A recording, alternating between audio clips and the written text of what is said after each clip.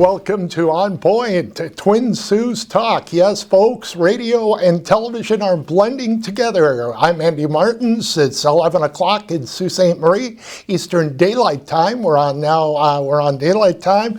And today's show is just going to be fantastic. We have a story. Bring your Kleenex, bring your emotions, and sit tight for the next half hour. We'll be back with Karen LaFave after these commercial messages.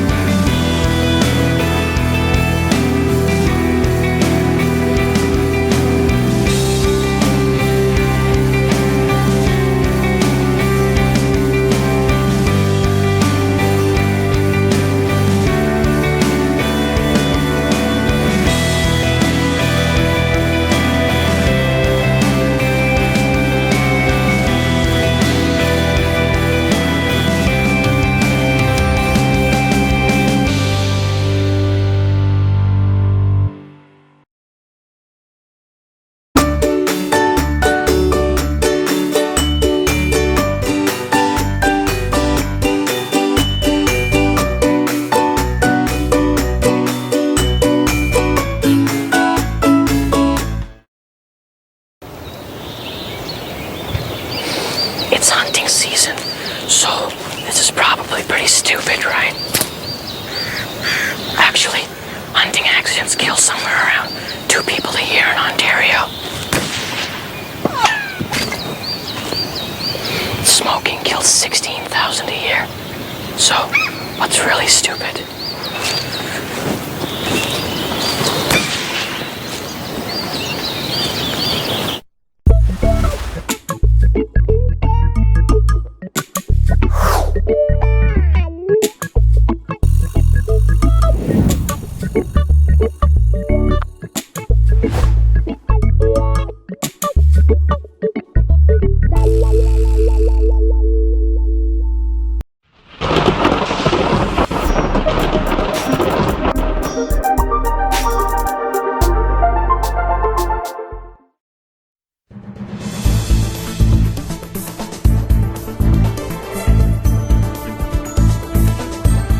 Welcome back to ONNPoint, Twin Sault's Talk. Every show is special, but this show is more special because I've gone through similar things that the LaFave family has with my son, and when I was a small child at 2 years old. So it touches me, and it'll touch you. So I'm thrilled to welcome Karen LaFave, her husband, and her husband Greg and her run the Twinkie Foundation. They own Superior Chrysler, Superior Nissan, Thrifty Car Rental.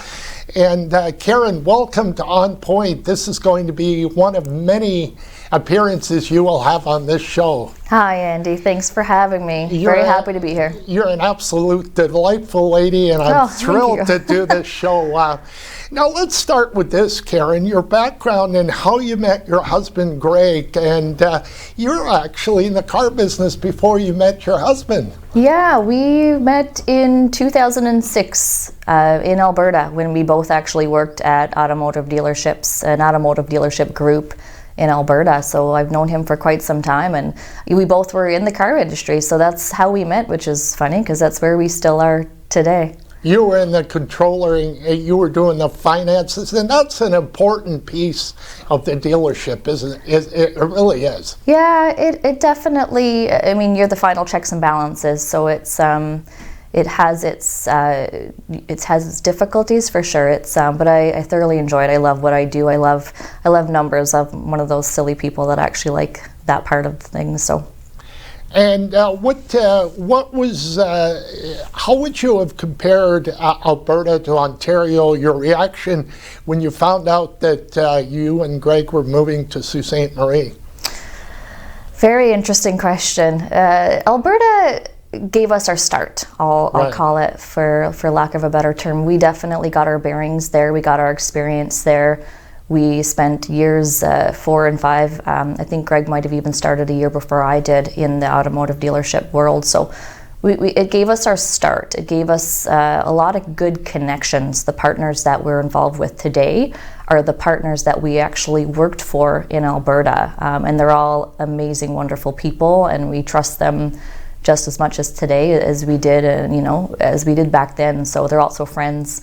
The moving to Sault Ste. Marie was very, I want to say it's very normal for me. I grew up in a very rural, small community in Newfoundland. Population, I think today is 64.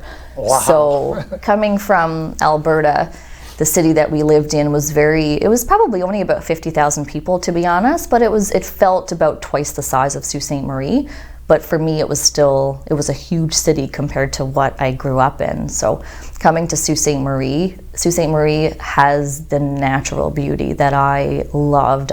We couldn't move to Newfoundland. I missed the water because that's where I'm from, but Sault Ste. Marie has, St. Mary's River. You're 10 minutes, 15 minutes from the Great Lakes, depending on whatever direction you go in. So I thoroughly enjoyed that aspect of moving to Sault Ste. Marie, and I felt it was a very good place for us to put our roots and to raise our family here. So we're permanent fixtures here now. I don't think you'll ever get rid of me. I've been here 30 years, Karen. It's a great place to live, work, and play. But you and Greg are special people, let's face it. Not many people are given 2 dealerships in the same city, Superior Nissan and Superior Chrysler. Tell me a little bit about how that happened and how long did it take to get there? So I don't think we're necessarily special people, as I just don't think we're hard, or we're afraid, I guess, of hard work. We're very dedicated to the business. We're very dedicated to causes, and we're very dedicated to to family. So that's basically all we really do at the end of the day is work, charity items, and our family. So we got the dealerships. We started Chrysler back in 2012 along with Thrifty Car Rentals. So we had that for, I guess it'll be 8 years this year. And then in 2014, Nissan came along. So that's the story of the beginnings of the dealership. But it wasn't, we're going to dig deep and tell you the rest of the story on this show. That was very trying times. 2014, Nissan came around, and then your story starts in 2014. You had a lot of balls up in the air at the time, juggling things. That's one way to put it. Yeah, 2014 was definitely I'll call it a signature year. We were very, very busy with Chrysler and Thrifty in 2012-13, to the point where in 2014, our partners that we work with decided that they would like to expand. So I believe it was early 2014, maybe I think it was March of 14, when the idea came around for us to acquire Superior Nissan. April of 14 is when we started our journey with our children and them being sick. So throughout the time that we dealt with our children was the time that we were, looking at acquiring Nissan. So not only was our personal life juggling, 10 different balls, for lack of saying it any differently, we were also juggling just as many with our work life. So it was a very trying year. We managed to make it through, though. Was Chrysler already up and running? Chrysler was doing its own thing, and already 2 years into it, it was no issues really with Chrysler at the time. No, not at all. Chrysler was doing phenomenal. We went in, full tilt to make that place work and to make it our own and to make it a success. And it was definitely doing very, very well for the first few years, as it still is. Before we get into the story and the crux of it, you wanted to thank a lot of people here. With the Twinkie Foundation is up and running. You won a big award a couple of weeks ago. Congratulations. Thank you. And there's a lot of people you want to thank, because it's a team effort at the end of the day. 100%. There's no way Greg and I could do this on our own. We have a fantastic board of directors who are all, either related to the situation or know the situation or have reached out finding out the story of the Twinkies and the Twinkie Foundation who wanted to help. So all those people that help us with all the events, we wanted to send out a huge thank you to everyone that helps us operate, because we couldn't do that without them. And not only that, the city in general. We were very fortunate, as you said, to win the Community Not-for-Profit Business of the Year award just last weekend with the Chamber of Commerce, which was amazing given that this was just our third year. So that just goes to show the support that the city has given us. We've got some big fundraising donations throughout the year. So I just wanted to say, a huge shout out to the 100 Women Who Care for their donation this year. They chose us as the recipient of their 100 Women program. The Tim Hortons Smile Cookie campaign has chosen us along with Arch for the last 2 years, which is a significant contribution to our yearly fundraising, as well as the United Steelworkers. They have hosted a charity golf tournament for us last year, and they're also doing one this year coming up on August 16th. They are huge supporters of our foundation, so a huge shout out to those three people in particular for their contributions and for their help, because we can't function without fundraising and donation, so now, we need that help. If we have any companies watching right now, we are live on Facebook and on TV and the Eagle 95.1. How do they get in touch with you and Greg to be a donor of the Twinkie Foundation? Pretty easy. Our website is where we kind of go through all of our contact information, but our website is simply thetwinkiefoundation.ca. Most people, if they're not aware of our website, they may know us through the dealership. So they can always contact us at Superior Chrysler or Superior Nissan, and someone will get a hold of us that way as well. And you're welcoming. Is there different zones that people can donate, like amount-wise, or? So we can have people donate straight through our website. There's a donate option, and they can become one-time donors or they can become monthly donors. So it's all within the setup on our webpage for you to do that. So I don't believe we have any monthly donors at this point, but we do get quite a few just one-time online donations, which helps us for sure. And that's the key.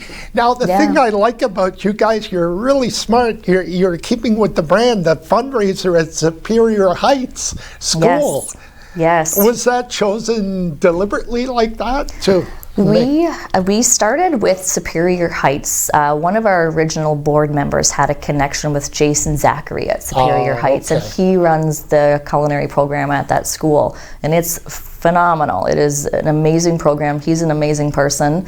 So we decided to partner with them the first year. And the beautiful thing about this fundraiser, and again, as you mentioned, it's our only fundraiser that we as a foundation host ourselves. So the beautiful thing about this is that he enlists the help of his team at the school. So the culinary program at the school. So they cook, they organize, they man the kitchen.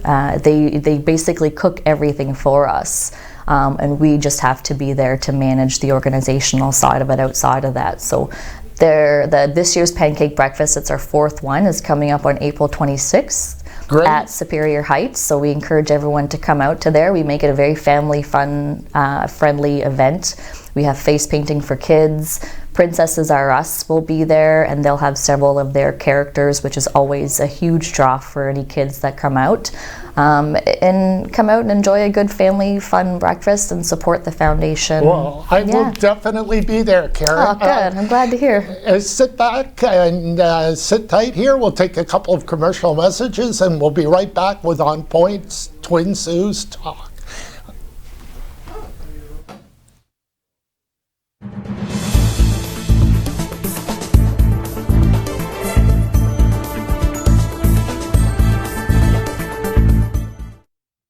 This is On TV.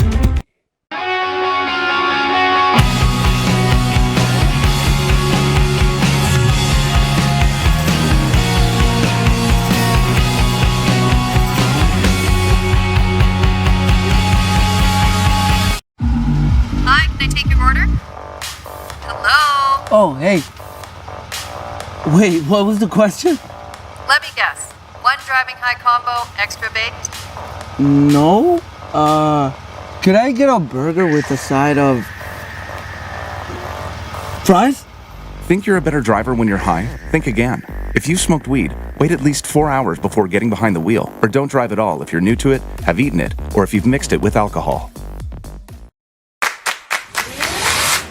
In your home, lighting is just as important as style. With PowerView Motorization from Hunter Douglas, you can schedule your shades to light up the room. Create privacy, or both, automatically. No hands required. So your shades will always be in the right place at the right time in style. And it's only from Hunter Douglas.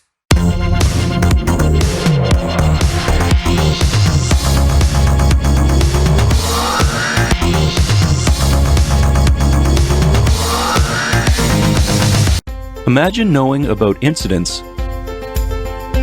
closures, and roadwork all before starting your trip. Ontario 511 lets you know before you go. You can get real-time information directly from the Ministry of Transportation, because the more you know, the easier it is for you to go.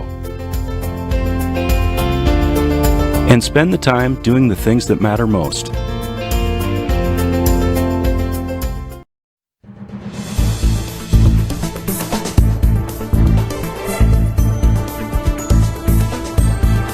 Welcome back to On Point, Twin Sault's Talk. I'm Andy Martens. We're live on Facebook, we're live on TV, and Eagle 95.1 as we bring On Point, SiouxOnline.com to the American audience in Sault Ste. Marie, Michigan. We're thrilled to do that, and I am just totally thrilled that Karen LaFave is here.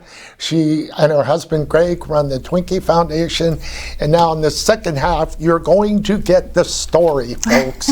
You've got to have the Kleenex box ready because here we go. And this is a story that was covered in 2015 and with the Toronto Star, Canada AM, Beverly Thompson, and on and on and on.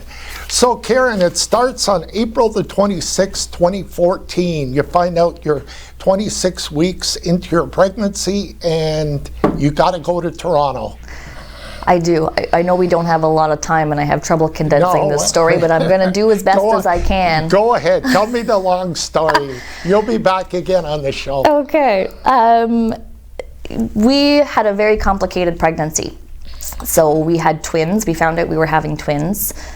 The tricky thing about our pregnancy, forget all the sick part, is that I think the stats say that 3 or 4 out of every 1,000 births are twin pregnancies. So 0.3, 0.4% of pregnancies are twin pregnancies. Wow. 1% of that 0.3 and 0.4% of pregnancies are what Greg and I ended up with. We had something called a monochorionic monoamniotic pregnancy. It's like we hit the genetic jackpot of pregnancies, just not in the way you typically would think about pregnancies and jackpots. What that basically meant is that our girls shared an amniotic sac and they shared a placenta. Very, very risky. 50% of those pregnancies don't make it to 24 weeks. So we were diagnosed with that very early. We knew with that type of pregnancy that we would have to have continuous monitoring, which is why we went inpatient, as you said, on April 26th, 2014, in Mount Sinai. Right. And it's strictly just to monitor the kids. They needed to be monitored to make sure that the cords didn't entangle and to make sure that there was no cord compression and to watch them because they were basically in their amniotic sac together. So the risk of cord entanglement, like I said, was very, very high. Tell me how you and Greg felt at that point after April 26, 2014. The feeling just must have been unbelievable. Yeah. You know what? Here's what I always chalk up to why Greg and I are so, like, why we work, is because we faced it exactly the same way. It wasn't a matter of how we were going to do this. It was just a matter of, we're going to do this, let's make a plan. Right. I remember when we were in the Sioux, we actually were given the option to terminate the pregnancy. And that was simply because it wasn't very, again, it was 1% of twin pregnancies, and we know the stats there. So we were given that option to terminate the pregnancy simply because we didn't think they were going to make it. Now, that didn't ever factor into either one of our heads. We just simply said, no, we're going to do this. We're just going to plan a way to make it happen, and we'll get these girls here. We'll just have to do everything and anything we can in our power to make that happen. So it was trying, don't get me wrong, we weren't robots, Right. but we just truly looked at it the exact same way. It was, these babies are coming, we're going to do whatever we can medically, physically, mentally, to get them here. We'll do what we have to do and try our best, and if it doesn't work, it doesn't work, but at least we tried. So that was still difficult, but. Now, after April 26th, it was the doctors here told you can't wait a week. Like, you literally, Greg, and you had to go to Toronto. This was an urgent thing. It had to be done right away. It did. So with these mono pregnancies, the only option is inpatient to monitor. Not only that, with mono pregnancies, they typically won't let you go past 32 weeks pregnant. Right. Simply because the risk at that point is just greater when on the outside than it is on the inside. So we packed up, we moved to Toronto, or I moved to Toronto, I guess, and went inpatient at Mount Sinai. Right. And then I stayed there for 6 weeks. Throughout that time is when we had originally found out through our constant monitoring, I guess, that one of the girls, our girl Charlie, her heart was deformed. She had a congenital heart condition known as Dwarf TGA.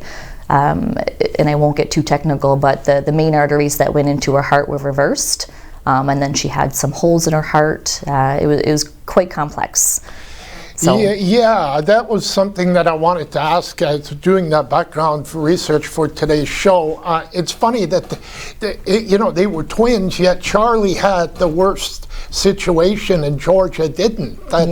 You think of twins, they both have the same things basically, but that wasn't the case. Very interesting fact about twins, and I could probably write a book about twins now as opposed to 5 years ago. However, you're exactly right. You think identical twins, genetically they're identical, but what happens after the egg separates is that each twin has its own set of, I think it's mitochondrial DNA it's called. So even though you're identical at the beginning, once your egg splits, your DNA transforms and has slight differences, which is why identical twins truly aren't really identical. So how Charlie developed after the fact was I guess what resulted in her heart condition. This may be hard for some people to understand, because as I looked at it, I thought, wait a minute, your twins were identical twins. Yeah, a lot of people ask that question. So people understand this. A regular pregnancy is 40 weeks. Yeah. In your situation, you could have delivered at 32 to 34 weeks. Is that correct? So we were shooting for 32 weeks, and we didn't really talk about this before, but the problem that we had at the end of our pregnancy was that Charlie, our heart baby, needed to be in utero for as long as she could to be able to survive heart surgery when she was born. While we were inpatient at Mount Sinai, the other child, Georgia, she was diagnosed with something called a ventricular megaly. They think that there was a cord entanglement or a cord knot that restricted the blood flow to her brain. So her ventricles were getting enlarged. So they said, at the end of the day, you know what, she needs to come out sooner rather than later, because the longer she's in there, the higher the likelihood is that this ventricular megaly will turn into something called hydrocephalus. So we were meeting on May 25th to decide with our cardiologist and our specialists, our pregnancy specialists, to decide, do we keep Charlie in utero for as long as she can so that she grows to the point where she can have a successful surgery, or do we take them out early so that we reduce the likelihood that Georgia's ventricular megaly gets worse? So that was a conversation, and that was a meeting that thankfully we never had to have, because the morning of May 25th, their birth date, I almost forgot. The meeting, it never had to happen because my water broke and the girls were delivered that morning at 7:00 a.m. Thank God. Unbelievable. But take me behind the scenes, Karen, on how you and Greg felt at Mount Sinai when you realized and the doctors told you that Charlie had to be moved across the street, across University Avenue, to sick kids. And that, you know, after all that you've been through up to that point. Greg and I were really fortunate that we knew well in advance what our pregnancy plan, I'll call it, looked like. We knew at 18 weeks in utero, so we knew what was going to happen. We knew that I was going to go inpatient at Mount Sinai. We knew that Charlie had a heart condition and that she would immediately have to be transferred to sick kids. And we knew that the likelihood was very high that Georgia would have to spend time in NICU at Mount Sinai. So we went into that knowing that, which made it better. The difficult part was once Georgia got out of Mount Sinai, we had two newborn children. One, Charlie, was at sick kids, and then I had a newborn child, Georgia, and I had to carry her around downtown Toronto with me from July when she got out to September when we were able to go home, because we were there for 5 months in total. So that was the hard part. Hey, I've been down in Toronto in July, and let me tell you, it can get hot in that area. Thank God. I always say thank God that happened in the summer. It would have been a very different experience had that been a 5-month span from November to March, or whatever it would have been. It was a beautiful time of the year, so I got to put Georgia in a stroller and we would walk back and forth to sick kids. And at one point, and we didn't mention this either, I don't know if I have time, but Georgia got transferred from Mount Sinai to St. Michael's, which was 20 minutes away. Right. So I had to walk to St. Michael's back and forth from there to sick kids. Wow. Mm-hmm. St. Michael's is a little bit further away. It is, yeah. Karen, our time is up, but you will be back. This story will continue on ONNPoint Twin Saults Talk. I guarantee it. It's such an exciting story. Thank you for coming in today. I'm very, very happy to be here. Thanks for having me. All right, we'll be back to wrap things up right after these messages.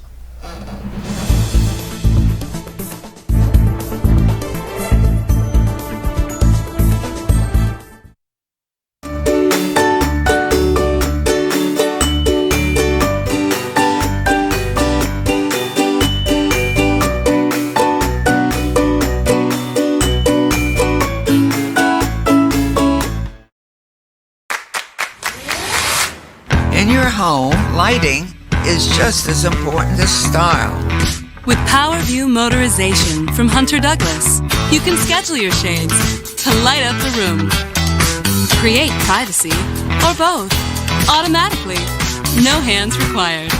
So your shades will always be in the right place at the right time in style. And it's only from Hunter Douglas.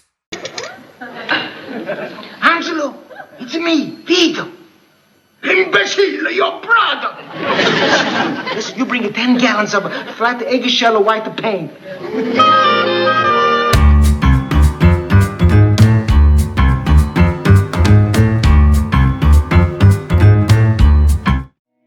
This past year, we've been celebrating our 65th anniversary, dating back to services originating in our community in 1954, which is quite some time ago. It's been a great opportunity this past year to recognize the pioneers, the stakeholders that worked tirelessly to create what we are today.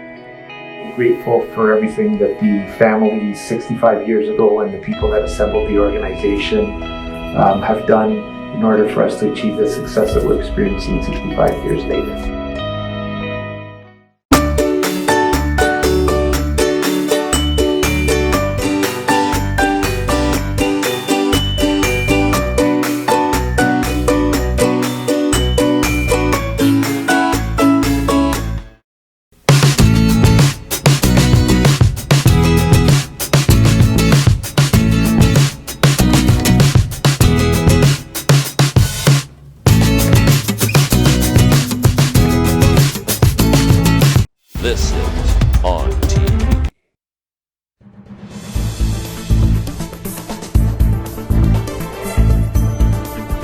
Welcome back to On Point. I'm Andy Martens. Of course, this is now 2 shows, On Point, Twin Sault's Talk on Eagle 95.1. We've been live on TV, live on Facebook.